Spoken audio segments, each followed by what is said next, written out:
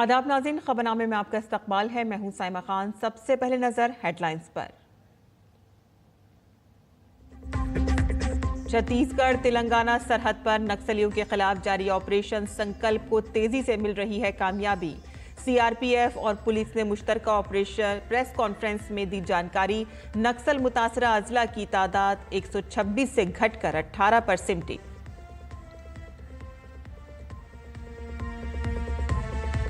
मुल्क की छठी semiconductor unit Uttar Pradesh के जेवर में कायम किए जाने को मरकजी काबीना ने दी मंजूरी। एससीएल और फॉक्सकॉन के इश्तराक से हर माह 3.6 करोड़ चिप्स किए जाएंगे तैयार। सदर जमहूरिया द्रौपदी मुर्मू से सीडीएस और फौज की तीनों शाखों के सरबराहों ने की मुलाकात।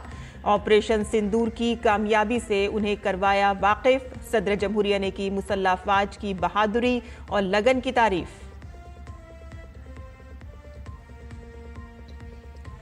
पूरा मुल्क पेश कर रहा है भारतीय फौज की बहादुरी को खिराज तहसीन। ऑपरेशन सिंदूर के हीरोज के एजाज में मुल्क भर में निकाली जा रही है तिरंगा यात्रा। यूपी के सीएम योगी आदित्यनाथ ने कहा कि भारतीय अफवाज ने पाकिस्तान की जुर्रात का दिया मुंहतोड़ जवाब। महंगाई से आवाम को दोहरी राहत। खुर्दा के बाद अब थोक महंगाई की शरह में कमी। अप्रैल में थोक महंगाई 13 माह की कम तरीन सतह 0.85% पर पहुंची। और अब खबरें तफसील से। छत्तीसगढ़ तेलंगाना सरहद पर नक्सलियों के खिलाफ जारी ऑपरेशन संकल्प को शानदार कामयाबी मिल रही है। सीआरपीएफ और पुलिस ने इस सिलसिले में मुश्तरका प्रेस कॉन्फ्रेंस करके इसकी जानकारी दी। उन्होंने बताया कि नक्सल मुतासरा अजला की तादाद 126 से घटकर 18 पर सिमट गई है।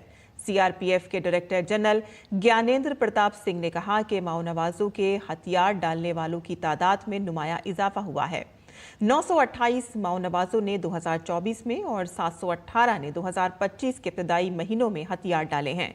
हुकूमत ने हथियार डालने वालों के लिए बाज़ाबातकारी की पॉलिसी बनाई है। मरकजी फोर्सेस ने 2019 और 2025 के दरमियान नक्सल से मुतासरा इलाकों में 320 कैंप कायम किए हैं। विकास कार्यों एवं बलों की कार्यवाही से सरेंडर्स की संख्या में भी बहुत बढ़ोतरी हुई है। वर्ष 2024 में 928 एवं 2025 के पहले 4 महीनों में अब तक 718 सरेंडर्स हो चुके हैं। सरकार ने माओवादियों को समाज की मुख्यधारा में शामिल होने हेतु आत्मसमर्पण और पुनर्वास नीति बनाई है, जो बहुत ही कारगर साबित हो रही है। केंद्रीय बलों ने राज्य पुलिस के साथ मिलकर 2019 से 2025 के दौरान भिन्न प्रकार के कुल 320 कैंप नक्सल प्रभावित राज्यों में स्थापित किए हैं। इनमें से 185 एफओबी एवं जेटीएफ सम्मिलित हैं। इन कैंप्स में परिचालनिक आवश्यकताओं को देखते हुए 68 नाइट लैंडिंग हेलीपैड भी बनाए गए हैं।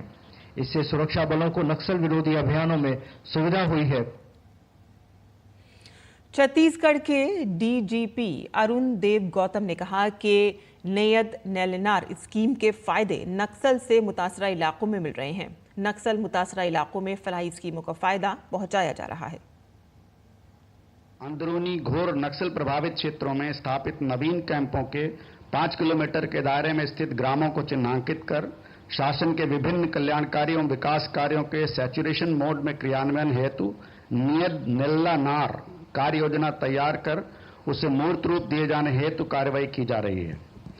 नियत नेल्लानार कार्य योजना के तहत अंदरूनी नक्सल प्रभावित क्षेत्रों में स्थापित नवीन कैंप स्थित ग्राम सहित आसपास के 5 किलोमीटर में स्थित ग्रामों का समूह बनाया जाकर निवासरत ग्रामीणों को शासन के कल्याणकारी योजनाएं जैसे मुफ्त चावल, नमक, चना, चीनी, मुफ्त उज्ज्वला सिलेंडर, मुफ्त 500 यूनिट बिजली प्रति connection, solar high mast, solar operated पानी टंकी और stand post solar dual pump एवं विकास कार्यों से लाभान्वित किए जाने का लक्ष्य है।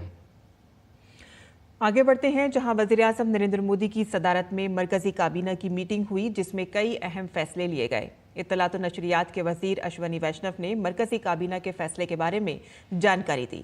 उन्होंने कहा कि उत्तर प्रदेश के जेवर में एक सेमीकंडक्टर यूनिट तामीर की जाएगी, जिसमें 3,706 करोड़ रुपए की सरमायाकारी होगी। ये HCL और फॉक्सकॉन के दरमियान मुश्तरका मंसूबा होगा। यहाँ हर माह 3 करोड़ 60 लाख चिप्स तैयार होंगे और इससे तकरीबन 2,000 लोगों को रोजगार मिलेगा। ये सेमीकंडक्टर की 6ठी यूनिट होगी और इससे पहले 5 सेमीकंडक्टर यूनिट्स का ऐलान किया जा चुका है।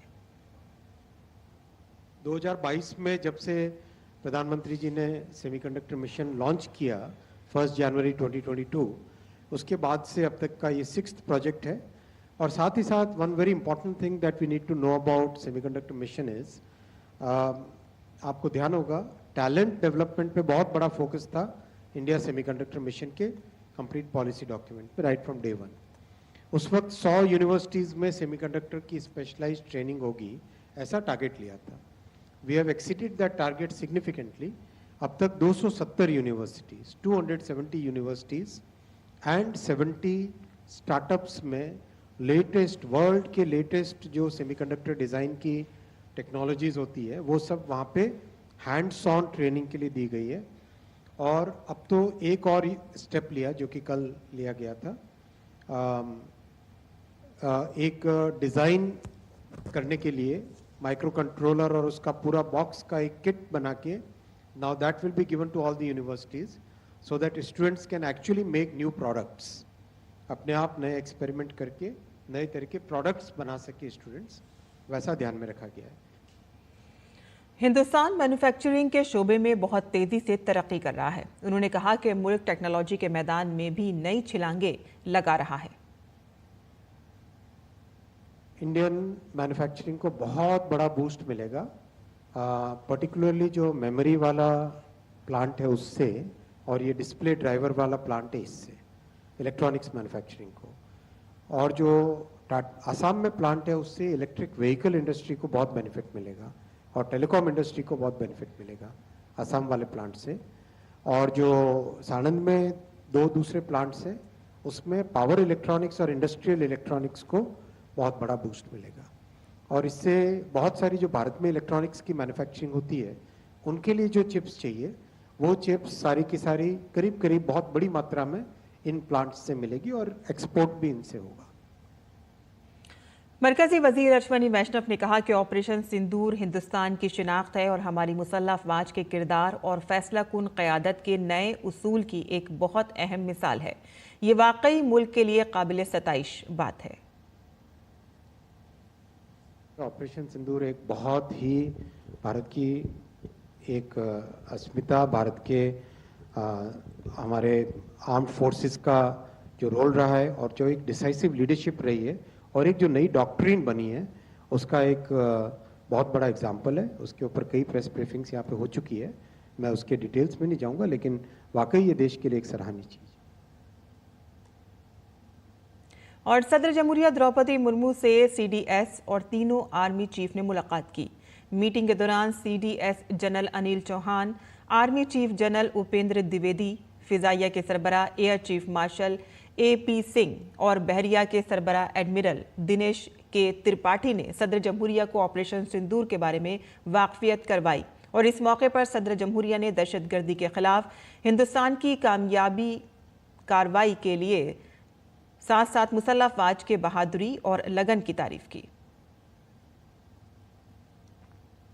ऑपरेशन सिंदूर की कामयाबी में भारतीय मुसल्लह अफवाज की आला क़यादत ने भरपूर किरदार अदा किया है और इस सिलसिले में CDS और हिंदुस्तान की तीनों फौजों के आला ओहदेदारों ने फौज के साबिक फौजियों और मुल्क के थिंक टैंक्स को ऑपरेशन के कामयाब इनेकाद के बारे में वाकिफ करवाया। और इस दौरान CDS general Anil Chauhan, COAS general Upendra Dwivedi, CNS admiral Dinesh K Tripathi, CAS air marshal AP Singh ने तीनों अफवाज की हम आहंगी, उनकी सलाहियतों और नए दौर के मल्टी डोमेन ऑपरेशंस के कामयाब इनेकाद के बारे में बताया।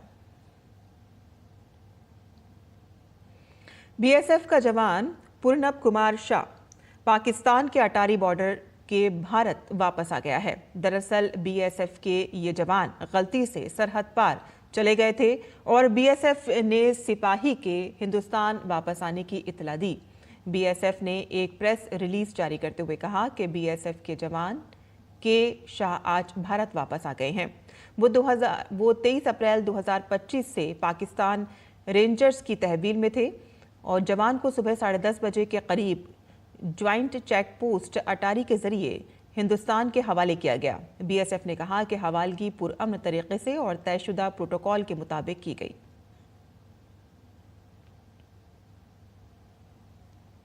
पाकिस्तान के साथ कशीदगी के दरमियान भारत ने बड़ी फतह हासिल कर ली है।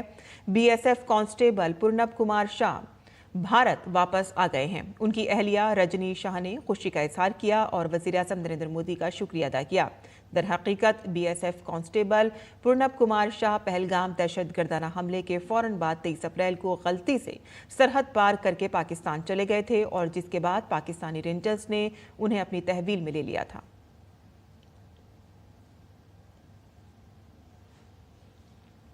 वहाँ से हेड कि देखिए वो पीके साहब आ गए हैं, इंडिया आ चुके हैं, टेंशन मत लीजिए, वो एकदम सही सलामत है, आप टेंशन मत लीजिए, बिल्कुल ठीक है। और मेरे हस्बैंड ने भी मुझे वीडियो कॉल किया था, एकदम टोटली वो फिट है। मोदी जी है तो सब चीज पॉसिबल है, क्योंकि देखिए जो 22 तारीख को जो पहलगाम अटैक हुआ था, उन्होंने 15 से 20 दिन में जो ऑपरेशन सिंदूर करके सबके सुहाग का बदला लिया, जिसका नाम रखा गया था ऑपरेशन सिंदूर।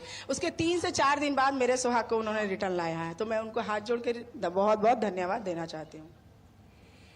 और कालू चक कत्ल आम, जो अब तक के सबसे ज्यादा गैर इंसानी और सिफाकाना दहशतगर्दाना हमलों में से एक है, आज उसे याद किया जा रहा है। कत्लेआम में शहीद होने वालों को याद करते हुए उनको खराज अकीदत पेश किया गया, जिन्हें हमने खो दिया है। 14 मई 2002 को दहशतगर्दों ने कालू चक पर हमला किया और सबसे पहले उन्होंने मनाली से जम्मू जा रही हिमाचल प्रदेश की बस पर हमला करके 7 लोगों को हलाक कर दिया और इसके बाद वो फौज के फैमिली क्वार्टर्स में दाखिल हुए और वहीं अंधाधुंध फायरिंग शुरू कर दी और 23 अफराद इसमें मारे गए।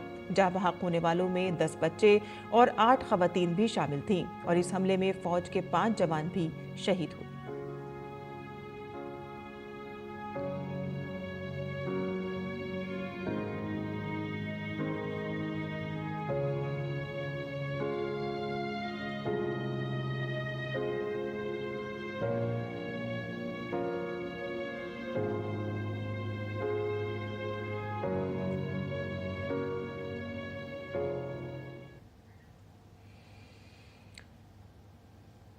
और उत्तर प्रदेश के दारुल हुकूमत लखनऊ में भारत शौर्य तिरंगा यात्रा निकाली गई। इसमें वजीर आला योगी आदित्यनाथ और नायब वजीर आला ब्रजेश पाठक भी शरीक थे। भारतीय मुसल्लह अफवाज के एजाज में निकाले गए इस जुलूस में लोगों में बहुत जोशो खरोश देखा गया। इस दौरान सीएम योगी ने कहा कि हिंदुस्तानी फौज के जवानों ने पाकिस्तान की जुर्रात का मुंह तोड़ जवाब दिया। पाकिस्तान अपनी हरकतों से बाज नहीं आया तो अंततः ऑपरेशन सिंदूर का एक अभियान चलाया गया।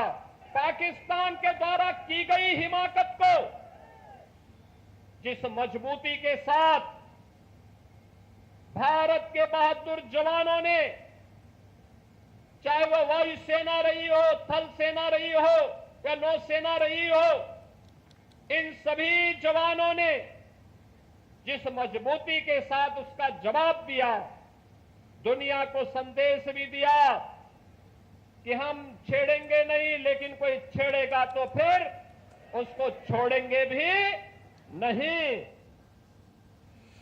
ऑपरेशन सिंदूर की कामयाबी पर उत्तर प्रदेश के दारुल हुकूमत लखनऊ में जश्न मनाया गया और मुल्क की मुसल्लह अफवाज के एजाज में तिरंगा यात्रा निकाली गई। लखनऊ के शहरियों ने ऑपरेशन सिंदूर की कामयाबी पर खुशी का इजहार किया। ये तिरंगा यात्रा हम लोग सम्मान में निकाल रहे अपनी भारतीय सेना के, क्योंकि भारतीय सेना ने जिस शौर्य और पराक्रम के साथ हम जिस जज्बे से हमें बचाया है और वो सेव किया है, उसके हम सब आभारी हैं। तो एक शौर्य का प्रतीक है कि हम ये दिखाना चाह रहे हैं कि इंडिया हैज अ स्ट्रेंथ और हम सब भारतवासी, हमारे सबके अंदर पैट्रियटिज्म है। हमें गर्व है अपने भारत पर, अपनी सरकार पर और अपने आर्मियों पर। जो हमारी सेना ने उन पर आक्रमण किया, एयर स्ट्राइक करी, उसी के जीत की खुशी में आज हम लोग तिरंगा यात्रा निकाल रहे हैं। नेशनल कैडेट कोर यानी कि एनसीसी कैडेट्स ने भी दिल्ली में कर्तव्य पथ पर तिरंगा यात्रा में हिस्सा लिया। ये एनसीसी मर्द और खवातीन कैडेट्स बहुत पुरजोश दिखाई दे रहे थे। हमारे नामानिगार गिरीश निशाना ने उनसे खास बातचीत की।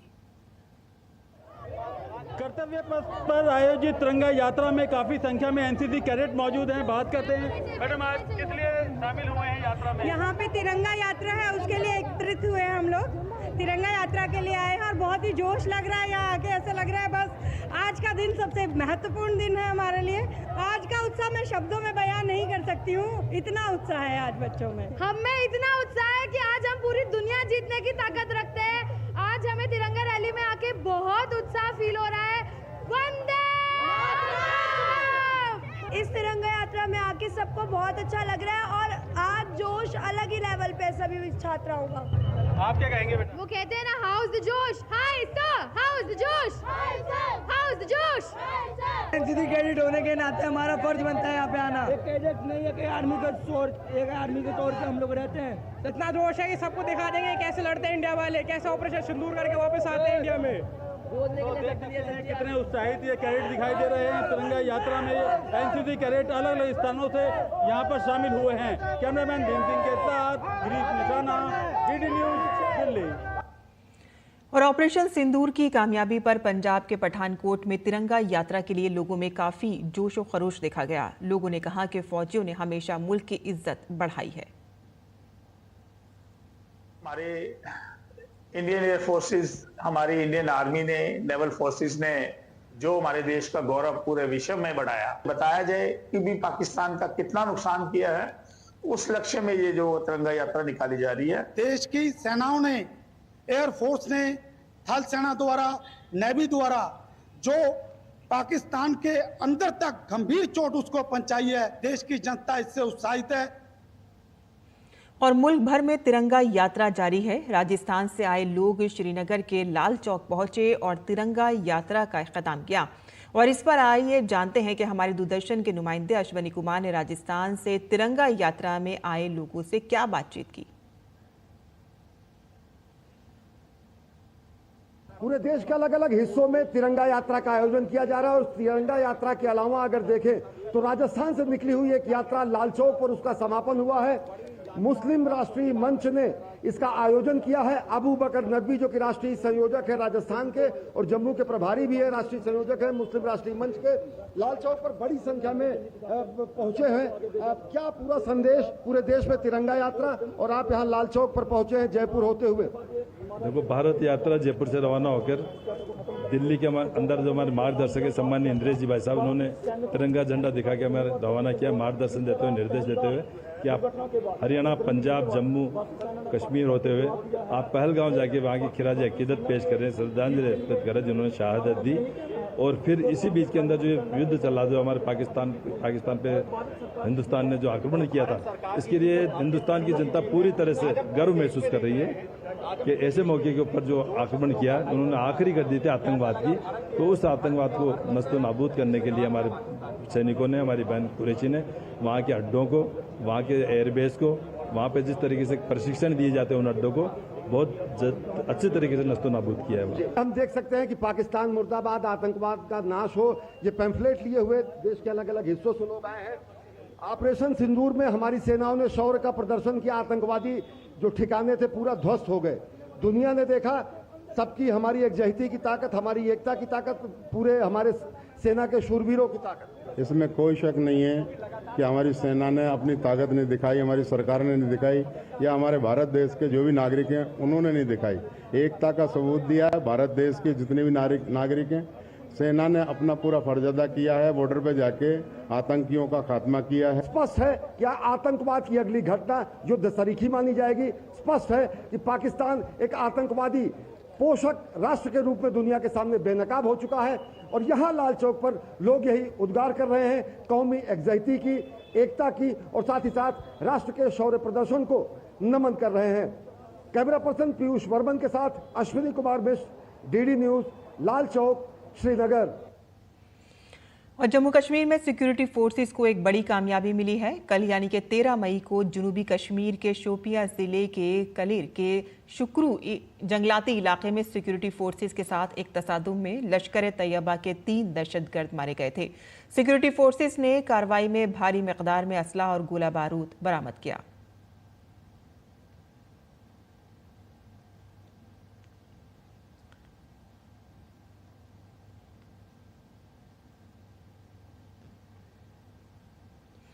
जस्टिस भूषण राम कृष्णा गवई ने आज मुल्क के 52वें चीफ जस्टिस के तौर पर हलफ लिया। सदर जमहूरिया द्रौपदी मुर्मू ने राष्ट्रपति भवन में एक खुसूसी तकरीब में उन्हें हलफ दिलाया। जस्टिस गवई जस्टिस संजीव खन्ना की जगह लेंगे, जो कल रिटायर हो गए थे। जस्टिस गवई की मियाद इस साल 23 नवंबर तक जारी रहेगी।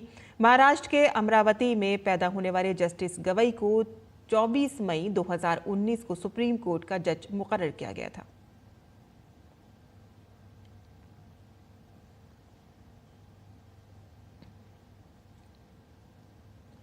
मरकजी हुकूमत ने मुल्क में मुकीम गैर कानूनी बांग्लादेशी शहरियों को वापस भेजने की मुहिम शुरू की है और इसी के तहत राजस्थान के 17 अजला से 1008 मुश्तबा बांग्लादेशी शहरियों को पकड़ा गया है। इनमें से 761 बांग्लादेशी खुद जयपुर रेंज से हैं और सबसे ज्यादा 394 गैर कानूनी बांग्लादेशी सीकर में पकड़े गए हैं। दस्तावेजात की जांच के बाद बुध को सीकर से 150 बांग्लादेशी शहरियों का पहला ग्रुप उनके मुल्क को भेजा जा रहा है और पहले उन्हें जोधपुर लाया गया और फिर वहां से उन्हें हवाई जहाज के जरिए मगरबी बंगाल भेजा जा रहा है। तो वहीं बीएसएफ उन्हें बांग्लादेश डिपोर्ट करेगी। हुकूमत के अहकामात के बाद जयपुर रेंज समेत तमाम अजला में एसपी की निगरानी में टेक्निकल और साइबर सेल टीमें तश्कील दी गई हैं। इन टीमों ने बांग्लादेशियों को पकड़ लिया है। दस्तावेजात, कॉल की तफसीलात और लेन देन की तफसीलात की बुनियाद पर तफ्तीश की जा रही है। गैर मुल्की खबरों की बात करें तो अमेरिका और सऊदी अरब के दरमियान 142 अरब डॉलर का दिफाई मुआहदा हुआ है। अमेरिका के इस मुआहदे को तारीख का सबसे बड़ा दिफाई मुआहदा कहा जा रहा है। अमेरिका ने कहा कि सऊदी अरब ने अमेरिका में 600 अरब डॉलर की सरमायाकारी के आज़म का इजहार किया है। गजा में एक मरतबा फिर हालात खराब होते जा रहे हैं। इजराइल ने जनूबी गजा में यूरोपीय अस्पताल पर फिजाई हमला किया है और इस हमले में 28 अफराद की मौत और मुतादिद अफराद जख्मी हो गए हैं। इजरायली डिफेंस फोर्सेस ने दावा किया है कि इस हमले में हमास के दहशतगर्दों को निशाना बनाया गया, जो अस्पताल के नीचे ज़ेरे ज़मीन कमांड सेंटर में छुपे हुए थे। अस्पताल में नर्सिंग डिपार्टमेंट के सरबराह ने इसे एक बड़ा इंसानी अलमिया करार दिया। अक़वाम मुत्तहिदा ने शाम पर आयद पाबंदियां हटाने के अमेरिकी सदर डोनाल्ड ट्रंप के फैसले का खैर मकदम किया है।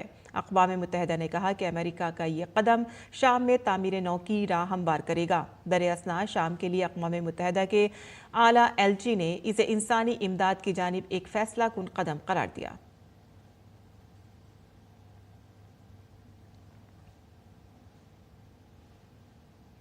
दुनिया का सबसे बावकार फिल्मी मेला 78वां कांस फिल्म फेस्टिवल का शानदार आगाज हो चुका है। फिल्म फेस्टिवल में दुनिया भर से फिल्मी सितारों का एक इज्तिमा देखा जा रहा है। मेले की तारीख में पहली बार 78वें एडिशन का आगाज एक फीचर फिल्म से हुआ, जिसकी हिदायतकारी एक खातून ने की थी। एमिली बोनिन की लीव वन डे मेले की फिदाई फिल्म बनी और इस बार कांस फिल्म फेस्टिवल में भारत के लिए एक काबिल फ़ख्र लम्हा है। मशहूर भारतीय फिल्मसाज पायल कपाडिया फीचर फिल्म जूरी का हिस्सा हैं।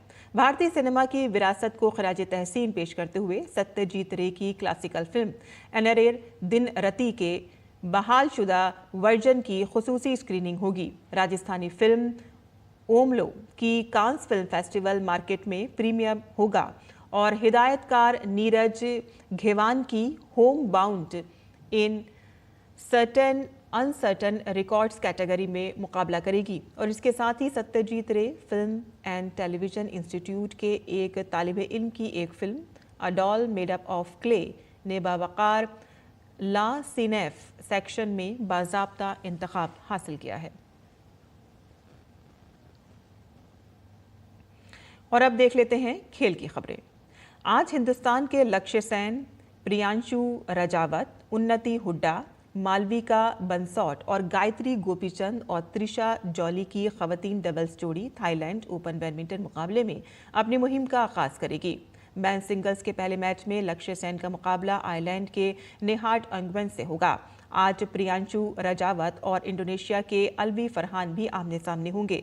खवातीन के सिंगल्स में मालविका बंसौट अपनी मुहिम का आगाज करती नजर आएंगी और वहीं जब उन्नति हुड्डा का मुकाबला थाईलैंड के खिलाड़ी से होगा। खवातीन के डबल्स में हिंदुस्तान की गायत्री गोपीचंद और त्रिशा जॉली का मुकाबला मलेशिया की कारमैन टेंग और ओंग जिन ई से होगा। इसी के साथ ही हमारा खबरनामा यहीं खत्म होता है। हमारी पूरी टीम को इजाजत दें। आदाब।